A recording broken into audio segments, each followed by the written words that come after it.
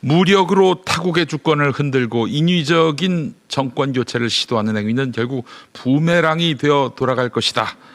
이렇게 용기 있게 발언한 국회의원이 있습니다. 더불어민주당 김준혁 의원입니다. 아침에 연결하겠습니다. 김준혁 의원님 나와 계시죠? 예, 안녕하세요. 김준혁입니다. 네, 의원님 새해 복 많이 받으십시오.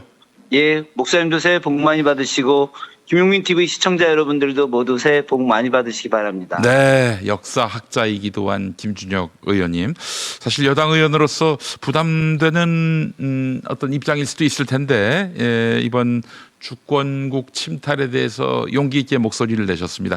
어제 그 마두로 체포 소식 어떻게 들으셨습니까? 굉장히 충격적이었죠. 네. 19세기 제국주의 시대도 아닌 네. 21세기 아니겠습니까? 예. 세계 민주주의의 어떤 보루국을 자처하는 미국이 네. 남미에 있는 국가를 침공을 한다. 네. 그리고 대통령을 체포한다. 상상이 안 가는 일이죠. 네. 실제로 미국이 과거에 이런 일들을 해왔긴 했습니다만은 네. 이제 더 이상 이제 이런 일들이 통하지 않을 거라고 생각했는데 네네. 역사가 거꾸로 돌아가는 듯한 상황이 돼버렸지 않습니까? 네네. 굉장히 충격을 받았습니다. 네, 이게 사실 그동안 미국은 존경받는 강대국을 표방하면서 가급적이면 이제 그 80년대 이후에는 레이건 이후에는 이렇게 남미의 그 약소국들 침공을 자제해 왔고 또 정권 교체를 자제해 왔는데 공작도 자제해 왔는데 이거는 보니까 60년대 70년대 그 이상인 것 같아요. 미국은 왜 이렇게 그 이상한 방향으로 변질돼 가고 있을까 이런 생각도 해볼 법합니다. 그건 뭐 아주 간단하죠. 미국 스스로가 미국의 어떤 몰락을 네. 알고 있는 거 아니겠습니까? 네, 어떤 제국주의 국가 미국의 쇠망이 네, 이제 머지않아 다가오고 있다는 것을 알고 있기 때문에 네. 이것을 조금이라도 지연시키고자 하는 의도로 저는 이런 일을 벌였다고 생각을 합니다. 아이고, 예, 예. 실제로 베네수엘라가 네, 어떤 마약국으로서 네, 미국의 어떤 마약을 공급하고 그로 네. 인해서 미국 국민들에게 심각한 정신적 건강적 악화를 준다. 이거는 명분에 불과한 것이고 네, 자신들의 어떤 경제적 이익을 얻기 위해서 특히나 미국의 석유 재벌들의 이익을 얻게 하기 위해서 베네수엘라의 석유를 뺏어오기 위한 이런 하나의 그 전략 아니었겠습니까? 네, 네, 결국은 이제 미국이라고 하는 나라가 도덕적 가치, 민주주의적 가치보다는 어떤 약탈적인 행위를 통해서라도 경제적 이익을 얻겠다라고 하는 아주 철저한 천민 자본주의의 어떤 생각들을 그대로 아주 천하게 네. 일천하게 행동을 하는 모습을 보여주는 것이죠. 미국에도 깨어 있는 지성들이 많이 있고요. 그래서 공분의 목소리를 지금 내고 있는 상황입니다. 이런 관점도 있더라고요. 이런 식으로 마두로를 축출하면은 중국에게 대만 침공에 빌미를 줄 수도 있지 않는 것 아닌가. 이런 예, 지적이죠. 네. 예, 그렇죠. 지금 미국이 일방적으로 다른 나라를 침략을 하는 상황을 보게 됐을 때 네. 중국이 하나의 국가 이것을 지금 계속 천명하고 있지 않습니까? 예, 예. 그런 과정에서 미국이 계속해서 대만을 상당히 많은 지원을 하고 있는 상황인데 네. 물론 최근에는 이제 입장 변화가 있기는 합니다만은 네네. 그래도 일관되게 계속해서 대만을 지원하고 있고 결국은 중국 입장에서 보자면은 바로 가장 중국의 아래에 있는 네. 그런 곳에서 중국을 견제하고 있는 모습을 보이면은 네. 충분히 대만을 침략할 수 있죠. 왜 그러냐면 미국 입장에서도 미국과 맞닿은 카리브해 바로 아래에 있는 베네수엘라가 네. 미국에 대한 이제 공격을 할 수 있는 지금 이제 미국 입장에서는 네.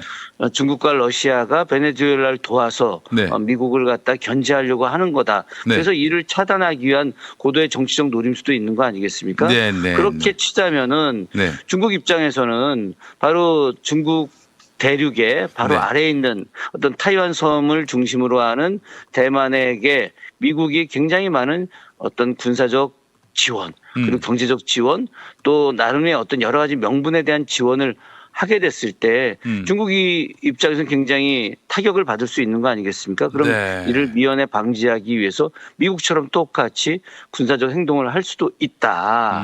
물론 이런 일들이 벌어져서는 당연히 안 되는 것이지만 그럼에도 불구하고 미국이 자신들의 이익을 위해서 말도 안 되는 일들을 벌려온 거 아니겠습니까?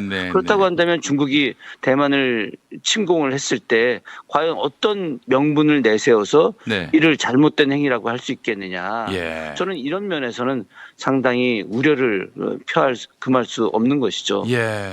전 세계 군사적 충돌 가능성을 높이는 그런 우를 자아내게 한 건데, 아니 이렇게 되면은 또 북한에게도 핵이 없으면 결국 베네수엘라처럼 당하게 된다라는 교훈을 심어주게 되는 것이고, 그래서 북한의 비핵화는 더욱 어려워지는 것 아닌가 하는 그런 비판도 가능할 것 같습니다. 아니, 충분히 가능하죠. 베네수엘라가 미국의 델타 포스가 와서 2시간 만에 대통령을 체포해 가는데 제대로 저항하지 못한 것은 그간 베네수엘라가 80년대 이후부터 시작해서 현재까지 어떤 군사적인 그런 강화나 어떤 경제적 강화 그리고 자체 내 산업 기반이 붕괴됐기 때문에 그런 겁니다.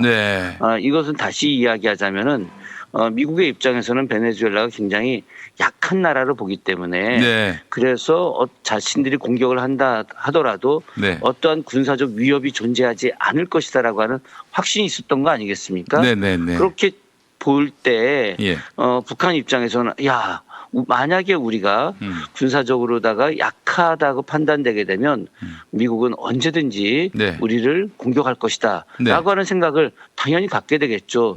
그러면 그것을 막기 위해서는 지금까지 계속 해왔듯이 바로 핵무기를 강화할 수밖에 없는 겁니다. 그래서 어제 베네수엘라를 침공하는 그 순간에 바로 북한이 탄도미사일을 쏴 올리지 않았겠습니까? 글쎄 말입니다. 저는 이것은 매우 상징적인 것이라고 보고 있고요. 그 탄도미사일에 핵 실으면 미국 본토도 온전치 못할 것이다 이런 신호예요, 한마디로. 그럼요. 미국이 공개적으로 이야기하지는 않지만 지금 유엔에서 내부적으로 판단할 때 북한의 대륙간 탄도미사일 ICBM이 최소 6기에서 7기 정도가 있다는 거 아니겠습니까? 그러면은 만약에 함경 북도에서 동창리 일대에서 ICBM을 쏜다고 한다면 워싱턴까지 도착하는 시간이 30분 안밖에 안 걸립니다. 그러면 만약에 ICBM에 소형 핵무기를 탑재했다고 한다면은 바로 미국의 동부권 일대는 그야말로 쑥대밭이 되는 거 아니겠어요? 수십만 명 이상의 인명 피해가 생기게 되는 것이죠. 저는 이런 측면에서 북한이 계속해서 ICBM을 강화하는 그런 전략을 추구할 것인데 이런 것을 갖다가 미국이 빌미를 제공하는 수도 있는 거예요, 지금. 어찌 보면은 미국이 계속 만들어주는 것입니다. 저희가 일관되게 햇볕 정책을 추구하자. 햇볕 정책보다 더 강한 것을 이야기하자라고 하는 것은 바로 북한을 개방으로 이렇게 나오게 하고 또 미국이 유엔을 통해서 금융 제재를 하는 것을 갖다가 풀어주게 했을 때 오히려 북한이 자유로운 상황이 되고 경제적 안정이 됐을 때 핵무기를 포기하게 되는 거 아니겠습니까? 이게 바로 올바른 정답인 것이고 이것이 제대로 된 길이에요. 맞습니다. 저는 미국이 지금 현재와 같은 제국주의적 입장을 그리고 제국주의적 행태를 계속 하게 된다면은 북한의 어떤 핵무기 강화 노선을 절대로 막을 수가 없을 것이다. 결국은 이제 미국이 이번에 베네수엘라 침공을 스스로가 좀 반성하고 좀 더 대국적 차원에서 이 문제를 해결하는 걸 빨리 물론 이런 건 있습니다. 지금 마두로 대통령과 관련해서 전 세계가 인정하지 않는 게 존재해요.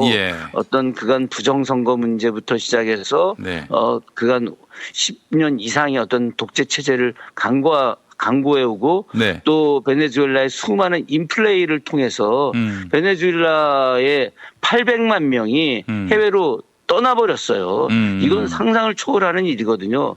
국가적 지도자로서 문제가 분명하지만 그럼에도 불구하고 자국 내 해결할 수 있는 문제를 외세가 개입해서 그 나라의 대통령을 납치해 간다. 체포해 간다. 그리고 실제로 미국이 베네수엘라를 운영하겠다. 국가를 운영하겠다. 이런 말도 안 되는 이야기를 하는 것은 있을 수 없는 일이거든요. 네네. 저는 세계적인 측면에서 봤을 때 빨리 이 문제를 미국이 해결하지 않으면은 미국의 입장에서 굉장히 큰 역풍과 부메랑을 맞을 것이라고 저는 확신합니다. 그러니까 북한이 핵무장을 고도화하면 우리는 또 일본은 어떻게 나오겠습니까? 미국은 그렇죠. 이제 이것이 우방도 바로 못 믿게 되는 상황이 오게 될 거예요. 그러면은. 동아시아 국가 전체가 예. 다시 핵의 어떤 경랑 속으로 빠져들어가게 되는 것이고 예. 이렇게 됐을 때 동아시아 일대 전체의 어떤 평화 체제가 금이 갈 수 있거든요. 네. 미국이 쏘아올린 이런 그 불장난이 결국은 동아시아 일대 전체의 안보에 심각한 위협과 네. 평화 체제 위협, 평화 체제 위협이라고 하는 것은 경제적 곤두박질입니다. 아, 그럼요. 누가 이렇게 어려운 상황에 있는 나라들에게 경제적 지원을 하겠습니까? 네. 그렇기 때문에 우리 입장에서는 우리의 어떤 경제적 안보와 그리고 지금 내란 척결 문제도 역시 마찬가지입니다. 그렇습니다. 내란이 척결되지 않았기 때문에 경제적 어려움이 존재하는 것이고 네. 그래서 나머지 코스피가 4,300까지 올라갔지만 네. 환율 문제가 1,400원대 중반에 이르는 것은 아직도 경제가 불안하다는 걸 보여주고 있는 것이거든요. 네. 그런데 여기에 더해서 미국의 어떤 잘못된 행동들이 동아시아 일대 전체에 악영향을 준다면 이 경제가 회복될 가능성이 굉장히 힘들어지기 때문에 예. 우리 입장에서는 이 미국의 베네수엘라 침공 문제를 매우 의미 좀 예의주시 할 예. 필요가 있다고 저는 생각을 합니다. 이런 와중에 대한민국 역시 같은 길로 접어들 수 있다라는 그런 논평이 나왔어요. 국민의힘으로부터 말이죠. 저 굉장히 어제 듣고 충격받았습니다. 이 사람들이 제정신인가? 제정신인가? 예, 도대체 정치를 한다는 사람들이 네. 이런 식의 말도 안 되는 이야기를 꺼낸다는 거. 아니 대한민국 국민들이 그런 논평을 들으면서 맞다. 미국이 지금 이제 델타포스 동원해서 네. 이재명 대통령 납치해 갈 거다. 아이고. 이렇게 생각하겠습니까? 아니 지금 트럼프 대통령도 이재명 대통령에 대해서 극찬을 하고 있고 그렇죠. 이번에 그 중국에 국빈 방문을 할 때 네. 예우해 주는 걸 보십시오. 네. 지금까지 이명박 박근혜 문재인 대통령 갔을 때 예. 차관급이 다 나왔습니다. 음. 그런데 지금 장관급이 나와서 이렇게 예우를 하고 있는 이 이재명 대통령을 마두로와 비교하고 네. 그래서 잘못하다가는 미국이 납치해 갈 거다, 체포해 갈 거다. 정말 황당하기 이를 데 없습니다. 사실 저는 이번에 네. 이 베네수엘라 사태를 보면서 굉장히 실망한 사람이 예. 마차도라고 하는 야당 지도자입니다. 네.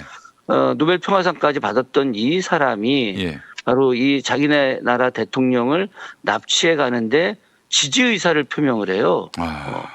이건 있을 수 없는 있을 일이죠. 수 없는 일이죠. 대정부 투쟁은 대정부 투쟁대로 하는 것이지만 네. 그러나 자국의 어떤 안보 그리고 자주권 이 부분에 대해서는 강하게 이야기를 했어야지 참다운 국가 지도자 아니겠습니까? 네. 만약에 우리나라 김대중 대통령 같았으면 어땠겠습니까? 예. 저는 이 문제를 좀 더 거시적으로 좀 바라보고 있는데 하다못해 제가 마차도를 비판도 지금 하고 있는데 국민의힘의 어떤 행동들 태도들은 네. 정말 매국노적 행동이나 매국노적 하나도 행동이에요. 다르지 똑같습니다. 않습니다. 예.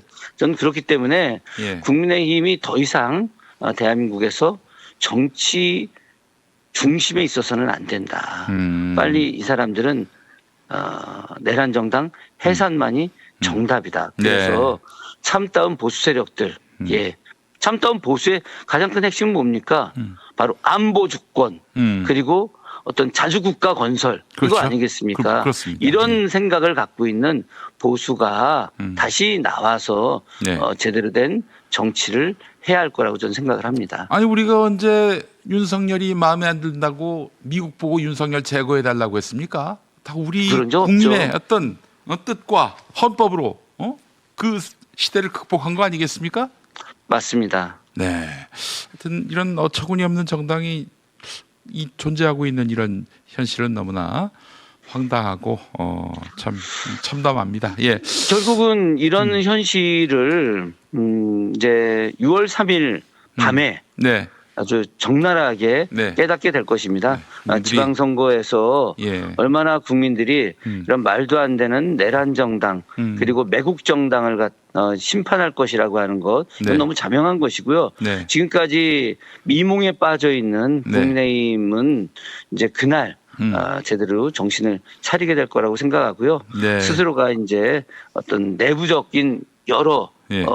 이런 정리를 통해서 스스로가 정당 해산을 하든 아니면 새로운 재창당을 하든 그렇게 될 거라고 저는 생각을 합니다. 네, 이런 정당이 존재하고 있었어요. 아직까지. 자, 의원님 하나만 더 여쭙고 마무리하려고 그러는데요. 이제 6월 지방선거 얘기하셨으니까 네. 경기도지사는 누가 돼야 합니까?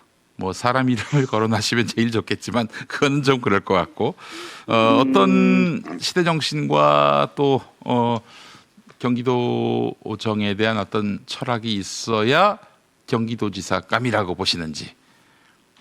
조금 전에 우리 목사님께서 네. 굉장히 중요한 말씀을 하셨습니다. 네, 시대 정신. 네, 이 시대 정신을 갖고 있는 사람이 경기도지사가 되어야 한다. 네. 경기도가 지금 1,450만 명입니다. 아, 벌써. 예. 예, 대한민국에서 가장 큰 광역 자치단체죠. 네네. 1,450만 명을 이끌어갈 수장은 당연히 행정력도 갖추어야 하고 또 좋은 인품도 갖추어야 하고 네. 또 미래 전략도 갖추어야 합니다. 그러나 그 무엇보다 중요한 것은 시대 정신입니다. 오늘 우리 시대의 시대 정신은 어떤 것일까? 네. 바로 내란 척결에 대한 강력한 의지, 네. 또 새로운 세상에 대한 열망, 네. 그리고 비전, 네. 또 AI 시대를 맞이하는 국가 전략을 제대로 풀어낼 수 있는 사람. 네. 여기에 더해서 한반도의 어떤 평화 체제 구축을 강하게 추진할 수 있는 사람. 바로 이것이 네. 바로 시대 정신입니다. 네. 이 시대 정신을 끌어낼 수 있는 사람. 저는 AI 시대와 한반도 평화 체제 네. 그리고 더 나아가서 대한민국이 지금까지 잘못해왔던 비민주적 질서를 혁파하고 네. 이제 더 이상 어떤 악의 무리들이 어떠한 형태의 정치 권력도 잡지 못하게 하는 그런 생각과 실천을 하는 사람이 바로 저는 경기도지사가 되어야 한다. 네. 이재명 대통령이 이런 시대 정신을 갖고 경기도지사를 했었기 때문에 네. 오늘 22대 대한민국 대통령으로서의 역할을 수행하고 있는 거 아니겠습니까? 네. 네. 저는 23대 대통령, 24대 대통령 이것보다도 네. 현재 경기도지사는 이런 시대 정신을 갖춘 사람이 있어야 하고 그렇게 역할을 했을 때 그 다음에 대선에서도 굉장히 유리한 고지에 나아갈 수 있을 것이라고 생각을 합니다. 이재명을 닮은 경기도지사여야 한다 이런 얘기네요. 예, 그렇습니다. 네, 뭐 무슨 얘기인지 잘 알 것 같습니다. 예. 자, 김준혁 의원님, 다음에 스튜디오에서 보다 깊은 예. 얘기 나눴으면 좋겠습니다. 네, 고맙습니다. 네, 더불어민주당 수원 정 지역구지요. 김준혁 의원과 함께했습니다.